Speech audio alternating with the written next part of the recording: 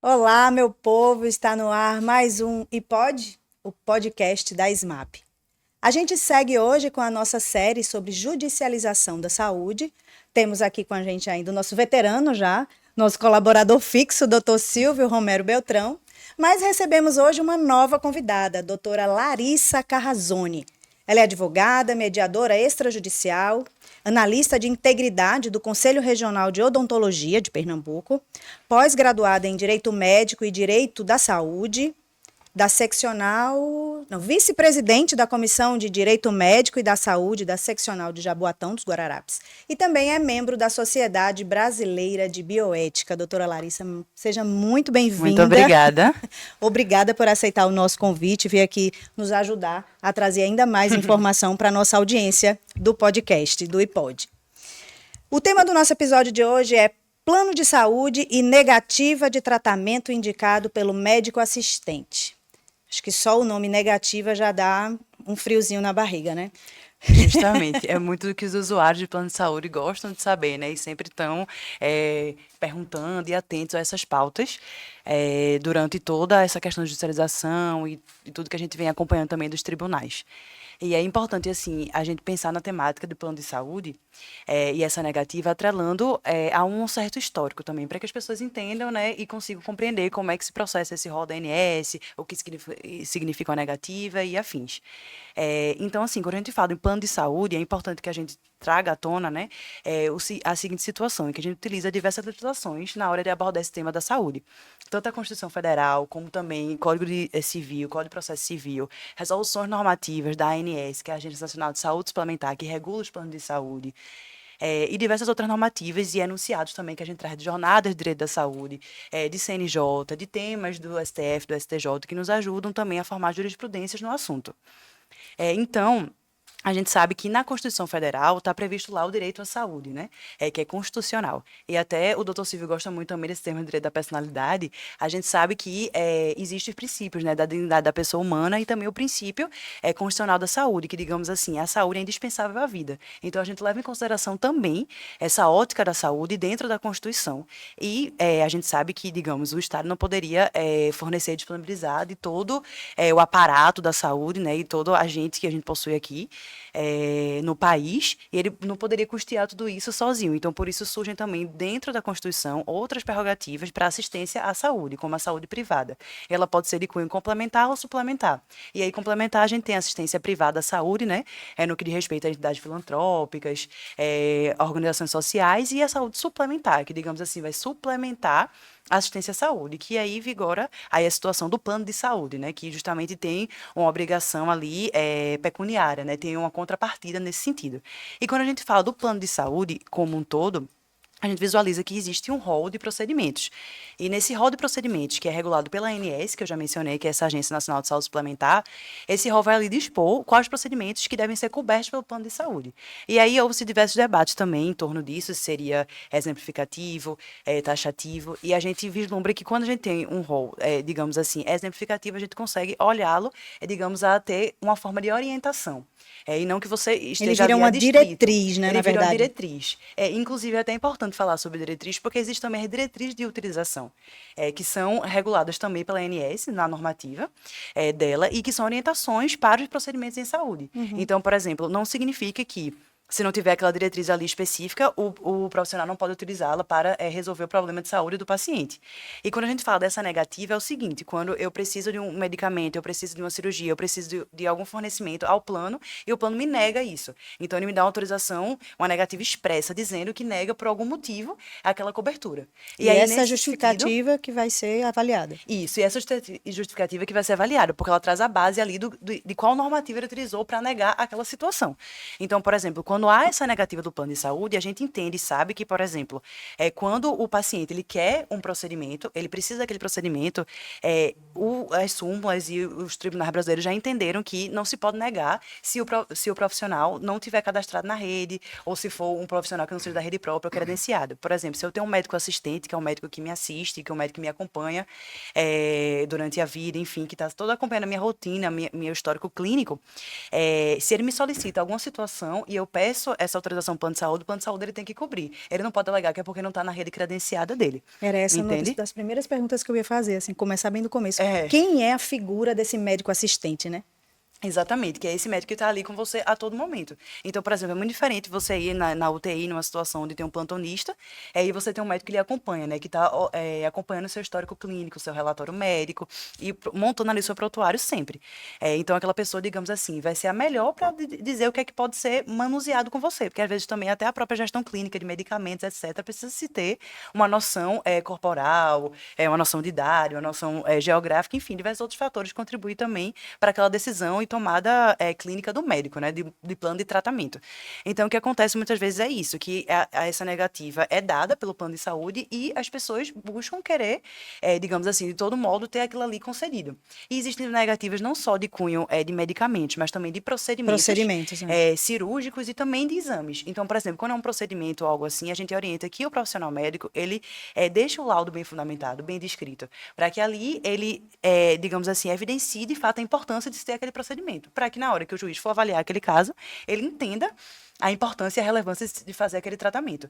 Então, por isso a figura também do médico assistente, porque é ele que, digamos, na maioria das vezes dá esse laudo, né? Permite essa concessão. E aí, o que a gente vê é que os tribunais eles entendem que, de fato, independe mesmo se tiver o profissional na rede credenciada ou na rede própria, se tiver o médico assistente passar aquele tratamento, passar aquele procedimento, o plano tem que cobrir. E fora isso, também tem uma súmula, que é a 102 do Tribunal de Justiça de São Paulo, que ele permite também que o plano cubra, né, caso seja passado pelo médico assistente, qualquer situação, seja de procedimento ou de medicamento, independentemente se esteja no rol da ANS ou se tenha natureza experimental, porque muitas vezes também a gente leva em consideração a natureza experimental daquele medicamento, né, por exemplo, ou então, tipo, a medicina baseada em evidência. Então, ainda assim, também o Tribunal de Justiça de São Paulo entende dessa maneira. Então, quando tem cláusulas no contrato, que a gente chama de contrato de plano de saúde, é um contrato de natureza de adesão. De adesão. Então, é algo que já está ali descrito e o paciente, digamos assim, concorda ao assinar aquilo. Mas, muitas vezes, o que é que acontece? Existem cláusulas lá que podem limitar ou restringir, digamos, esse direito do paciente. Então, isso aí termina sendo algo limitativo e que a gente acaba respaldando no Código de Defesa do Consumidor e, digamos assim, declarando nula aquela cláusula de pleno direito, que no artigo 51 do Código de Defesa do Consumidor, que prevê essas cláusulas abusivas, digamos. Então, a gente consegue, levando em consideração a hipossuficiência, que o paciente não é tão esclarecido, que ele precisa, digamos, de maiores entendimentos em virtude daquele contrato, para poder conseguir e, de fato, efetivar o direito dele no sentido da garantia da saúde, né, dessa prestação desse serviço. Você falou aí sobre essa necessidade de fundamentar bem o pedido, né? Desde o início da nossa série, o Dr. Silvio fala muito, né, sobre isso, sobre a importância de deixar claro para o juiz, né, municiá-lo para que essa decisão seja de fato bem fundamentada e seja correta, né? Para não ser sempre, de repente, tendencioso, né? Correto, Mônica. Antes de tudo, gostaria de cumprimentar e dar as boas-vindas para a Larissa Carrazone, que eu já conheço bastante, seus estudos, seu preparo dentro dessa matéria que envolve o direito médico, bioética e as relações com o plano de saúde. Mônica, quando a gente diz uma boa fundamentação, um bom laudo, porque a gente pode, dentro dessa ideia do que é taxativo e o que é exemplificativo, a gente pode definir que é muito mais fácil para o juiz julgar os casos típicos. O que seria um caso típico para quem nos ouve entender? Aqueles casos que já são tidos como certos de cobertura de plano de saúde. Quando a gente sabe que aquele problema específico, ele não tem dúvidas, porque ele já foi determinado dentro de um rol da ANS. Olha, no rol da ANS deve-se cobrir problemas com hipertensão, deve-se cobrir problema com doenças tipo câncer. Então, já está ali no rol da ANS, fica muito mais fácil para o juiz julgar, porque ele vai dizer, de acordo com o rol da ANS, a previsão, o protocolo para essa liberação desse tratamento também está previsto, preenche o protocolo, a previsão, defiro o pedido. Mas, veja só, a maioria desses casos que estão no rol da ANS, que já tem previsão, não chegam para o Poder Judiciário. Eu vou dizer a maioria. Alguns casos, existem casos de negativa que a gente pode dizer que são abusivas, ou seja, a pessoa tem direito, o médico prescreveu tudo corretamente e há um certo abuso, muitas vezes, dos planos de saúde. Mas o que vem mais para o Poder Judiciário são aqueles casos que não são típicos.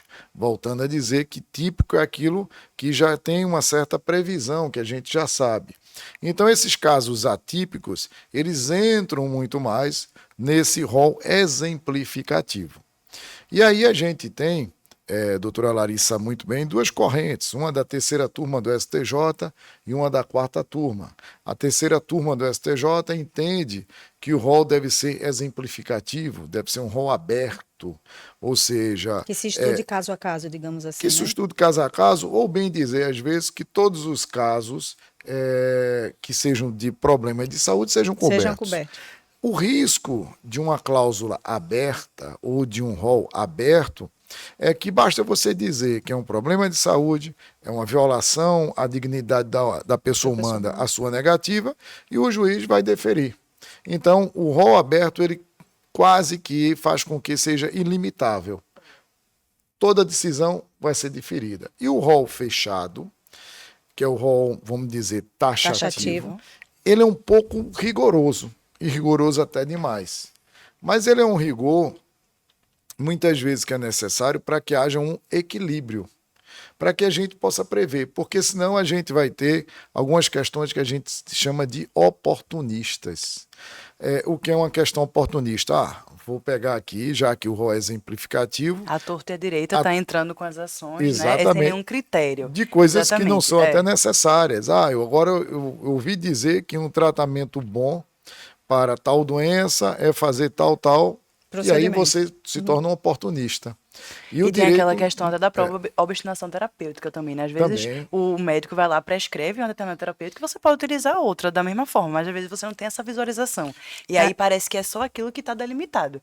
E muitas vezes também, quando a gente pensa assim no rol exemplificativo e no taxativo, a gente tem que levar em consideração também as evidências e que a medicina ela sempre vai evoluindo, né?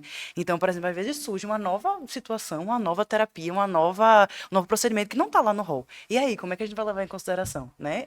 Se ele não está lá no rol, mas é algo novo, e se não tem nenhuma outra terapêutica para aquele fim, como é que a gente vai balizar a situação de forma a equilibrar, né? Para isso, dessas novas tecnologias, é uma coisa que foi muito bom, porque eu acho que essa movimentação, essa briga rol taxativo e exemplificativo, eu acho que em parte solucionou isso, o fato da nova lei que trata dos rols da ANS, ela ter baixado de 2 anos para 6 meses. Exato. Então, antigamente você dizia, poxa, eu vou esperar 2 anos para essa nova tecnologia. Então vamos só explicar. Certo. Então, hoje... antigamente precisava-se esperar 2 anos para efetivar veja só, aquele tratamento? Você tinha uma nova tecnologia, você requeria a Conitec, requeria a própria ANS para incorporar essa nova tecnologia aos tratamentos obrigatórios, isso principalmente do ponto de vista da Conitec, e ele dava um prazo de 2 anos para avaliar o impacto econômico. Entendi. Hoje, o que é que diz a norma? E até eficácia também, né? Hoje a norma diz 6 meses. E se você não responder em 6 meses, ela fica incorporada automaticamente. Perfeito. Isso, porque a gente fala que assim, o rol pode ser atualizado. Então, antes era atualizado nessa recorrência aí de 2 anos. Agora, em menos tempo, né? Porque aí consegue balizar aí a situação. Me lembrei depois de perguntar para vocês, para não me interromper, mas... Como é que é feita essa atualização? Qualquer pessoa pode pedir uma atualização? Não, isso aí, veja só, já está... Vamos lá, o senhor que não é porque eu interrompi o senhor, mas para não esquecer disso aqui... Não, veja só, é porque nesse novo ordenamento também se colocou que se for aprovado pela Conitec, ele automaticamente estaria sendo aprovado também para os planos de saúde, para a ANS. Certo. E a Conitec, que é a Comissão para a Incorporação de Novas Tecnologias, que tem essa obrigação de verificar se aquele medicamento, se aquele procedimento realmente é eficaz, sem comprovação científica, né? Evidência científica. Exatamente. E se é economicamente viável. Isso. Porque você pode ter um tratamento hiper caro e que nenhum orçamento consiga cobrir. Isso também tem que ser, vamos dizer, ser algo impagável. Se for algo impagável, ele vai dizer, vamos para outros tratamentos que sejam, vamos dizer, tão eficazes quanto, que sejam mais baratos. E esse impagável é para todas as esferas, né? Que fique claro, né? Impagável para o particular, impagável, entre aspas, para o plano de saúde, impagável para o Estado. Porque, veja só, tudo no mundo gira em torno de economia, vira em torno de escassez, e o que eu digo assim, escassez é escassez econômica.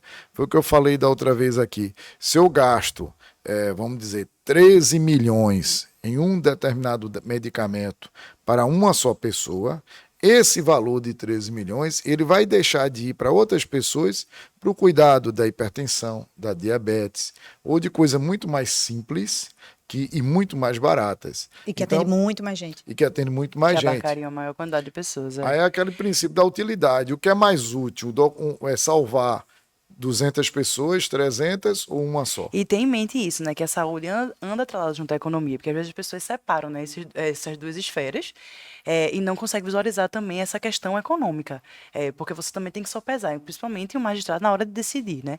E é por isso também que é muito importante a gente ter esse entendimento, não só dessa figuração dos planos de saúde, mas como também do que a gente vai trazer na construção narrativa e na peça propriamente do processo. Então, por isso também que a gente trouxe aqui como um dos pontos essa importância do laudo dentro da esfera jurídica. Por quê? Porque a gente presume, né, que aquele magistrado ele não tem um entendimento de saúde, obviamente. E que ele não vai, digamos assim, ter, talvez não teria a melhor decisão, algo do tipo, sem ter, digamos, ali as informações que fossem subsidiárias para aquilo. Então, é sempre importante que o laudo ele esteja bem fundamentado e bem sedimentado. Então, quando a gente fala dessa estrutura, é porque, por exemplo, se você está ali numa solicitação de uma urgência ou emergência, se tem ali o prazo de 24 horas. Às vezes os planos alegam que está em carência e aí dizem que não podem acobertar a situação, mas muitas vezes aí isso configura como uma cláusula abusiva, porque são 24 horas para esses procedimentos de urgência e emergência. Mas mesmo assim, às vezes o médico está lá e coloca um laudo assim, por exemplo, esse procedimento tem que ser feito com uma certa urgência. Se é certa, não é extrema urgência. O que é certa urgência, né? O que é certa urgência, exatamente. E ali então, tem que saber o que é urgência para a medicina e o que é Exato. urgência para nós mesmos. Exatamente, exatamente. E aí, sim, pode. Era só uma observação, porque quando você fala aí da gente sopesar, né, a economia e a saúde, é aquela questão de que a saúde é sempre muito sensível, é sempre uma coisa que dói demais, né? E que, de uma maneira geral, você diz assim, não tem dinheiro que pague. E, né, faço qualquer negócio para salvar a vida do meu ente, né? Enfim. Mas aí, ao mesmo tempo velha a gente faz isso e diz, o Estado deveria, que eu acho que o Estado deveria realmente gastar muito com saúde.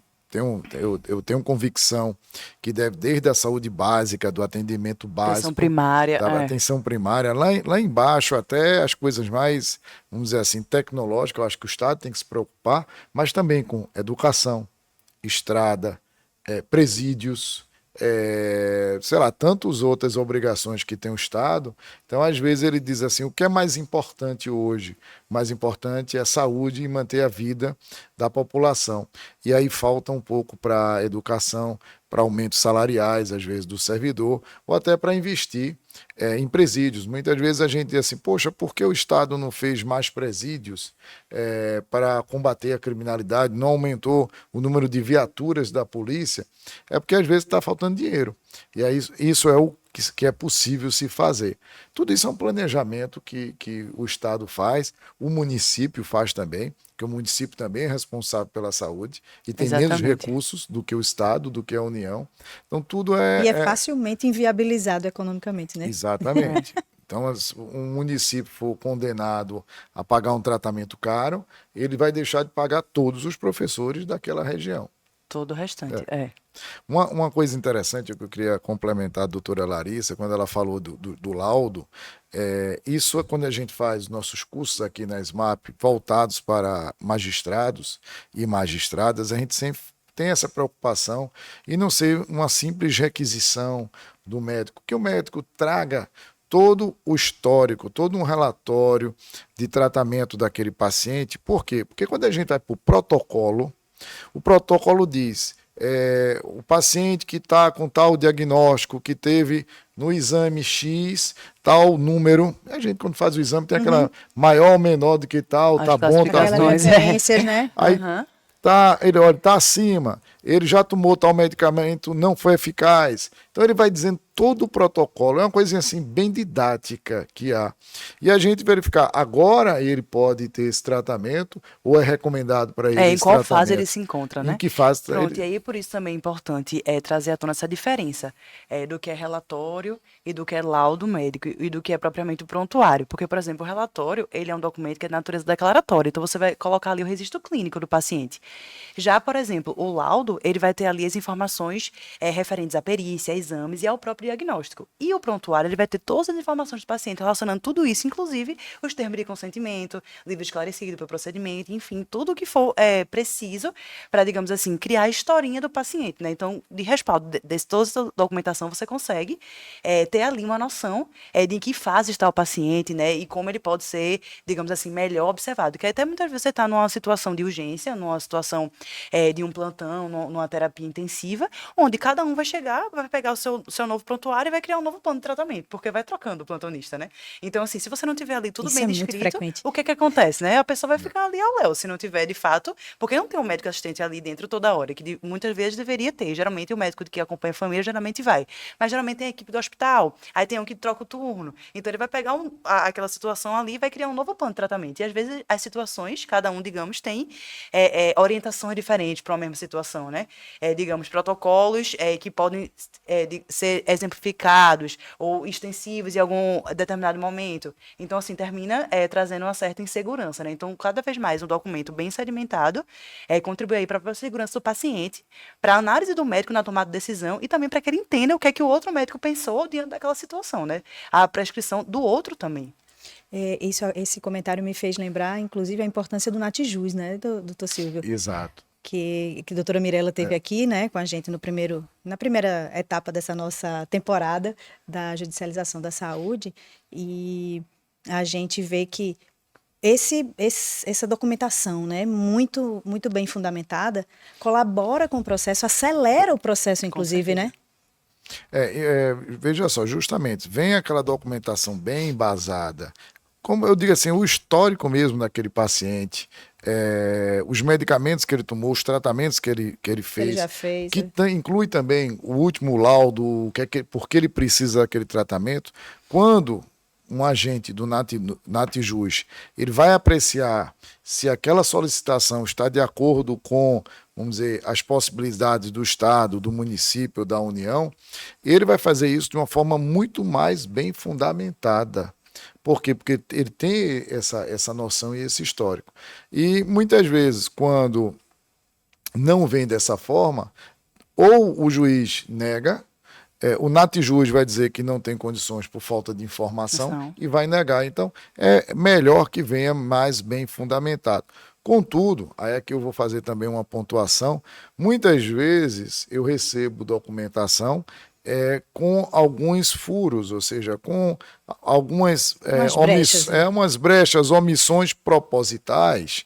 Para quê? Porque se você omite aquela informação, fica mais fácil, vamos dizer, que o juiz conceda aquela liminar, induzir aquele pensamento. Naquela linha de raciocínio, é verdade. Então, às vezes, o juiz, pela experiência, ele vai ter que ter essa noção e requerer, olha, eu quero tais informações, eu quero o relatório completo. Eu já fiz isso. Hoje em dia eu faço muita exigência, inclusive em alguns casos que não são de urgência, ou seja, cirurgias que podem ser programadas, eletivas, né? eu determino que seja feita uma perícia. Para que a gente saiba se o argumento que está prevalecendo é o do plano de saúde, é o do médico assistente ou... E às vezes até de forma antecipada, né? Para poder o desenrolar do processo. A gente já tem ali o embasamento, porque a perícia, como a gente estava até falando, essa questão do laudo também, a perícia técnica, digamos assim, é uma das maiores provas, assim, eu acho, nesse quesito de saúde, porque ela vai trazer aquela situação ali técnico-científica, né? Didático-científica também. Então vai trazer, digamos assim, maior segurança para que o juiz decida. Então, como é que ele, que não tem, digamos, né, o conhecimento médico, o tecnicismo médico, e está avaliando ali uma situação que um traz uma condição narrativa narrativa, ou traz outra construção narrativa. Se a gente está numa situação de procedimental, muitas vezes até de questões mesmo que o profissional está na atuação. Porque eu até ia comentar isso também, que eu acho importante, porque muitas vezes as pessoas entram com as ações, né, alegando erros médicos, erros odontológicos e etc. E agora até a Sociedade Brasileira de Cirurgiões já entraram com pedido no STF, pedindo para mudar essa nomeação de erro médico. Porque erro médico se presume que já aconteceu alguma coisa, né? Que já houve um erro na realidade. Eu E vi agora até... eles pedem para ser um evento adverso em saúde.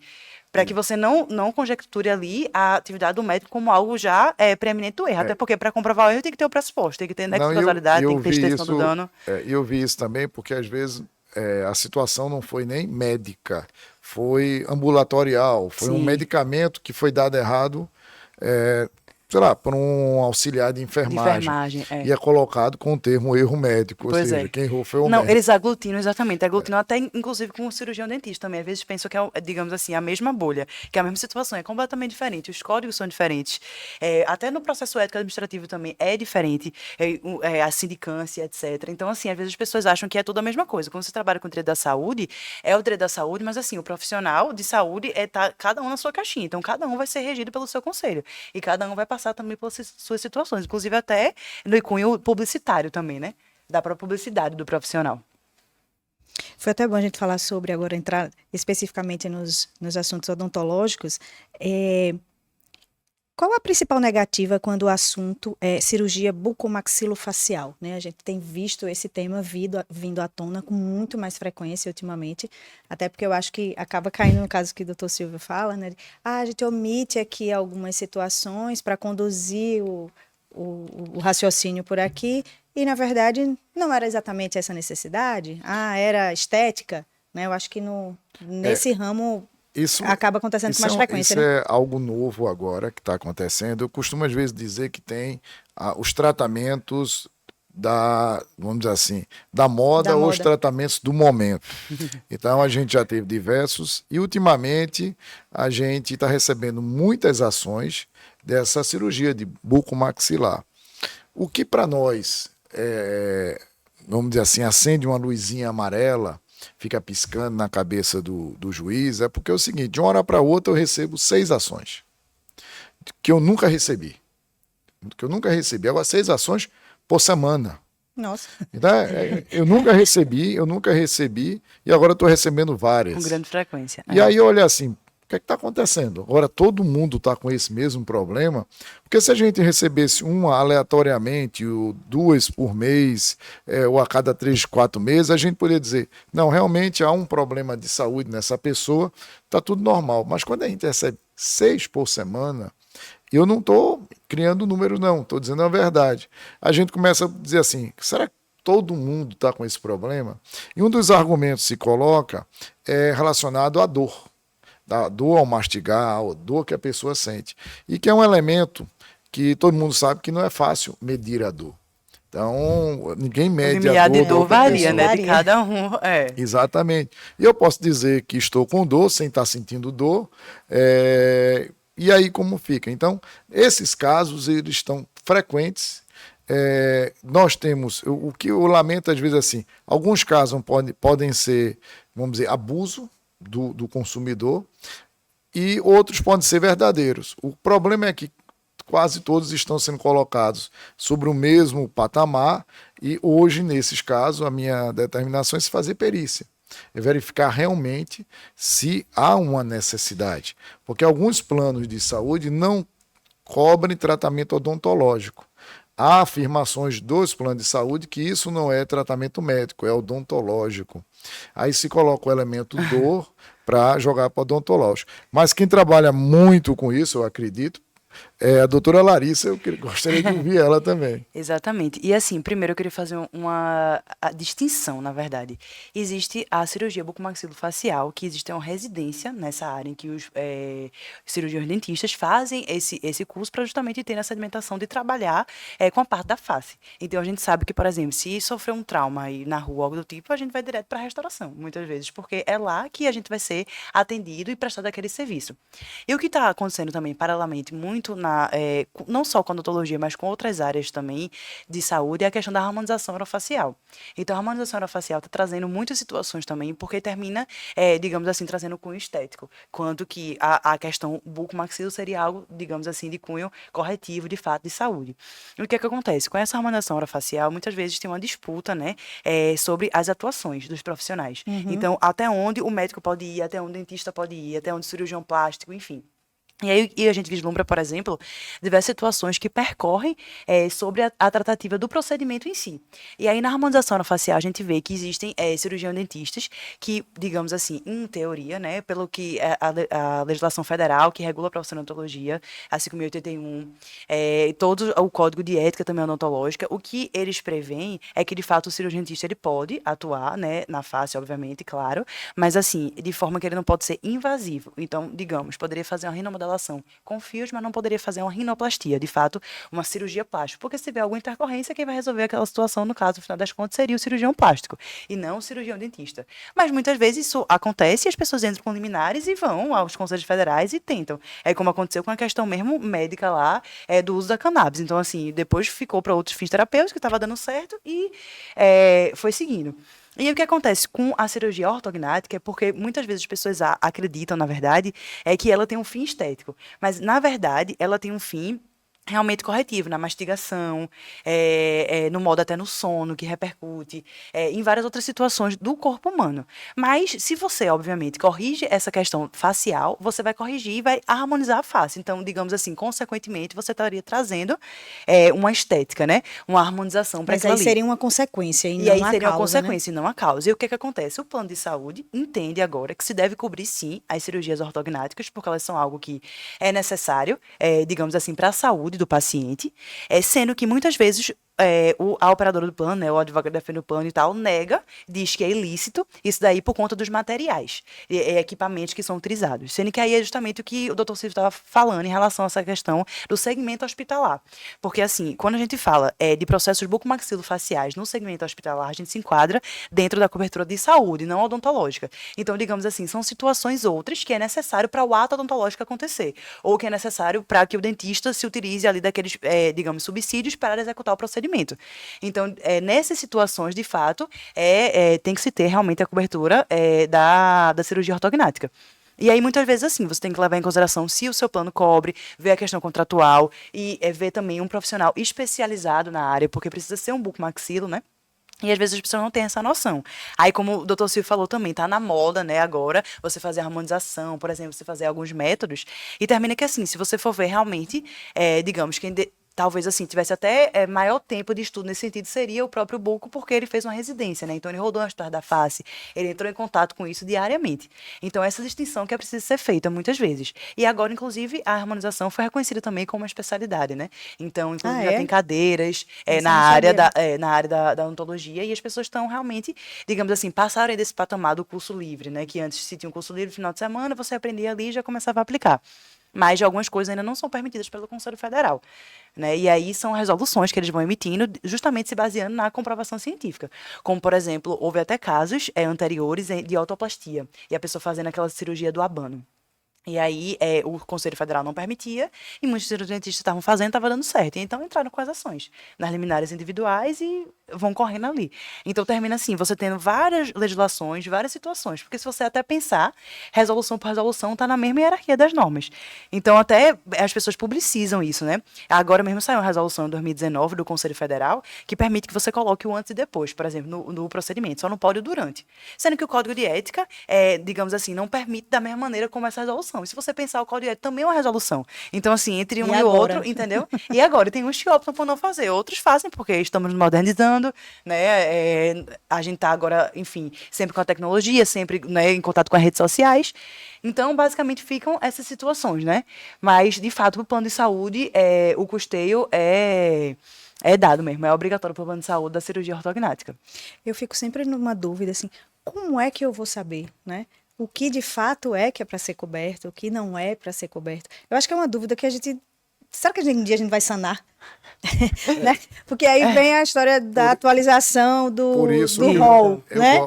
Por isso que eu gosto do rol taxativo, porque é a gente abrir o livro, abrir o computador Já e está encontrar lá. a resposta. Tá lá, é. Quando o rol é aberto, exemplificativo, cria essa polêmica, gera conflitos, Margem de gera interpretação, confusão, né, margem doutor de Silvio? interpretação. Então, não que eu seja tão rigoroso, eu acho que deve ter uma velocidade maior na atualização Da desses atualização do rol. roles.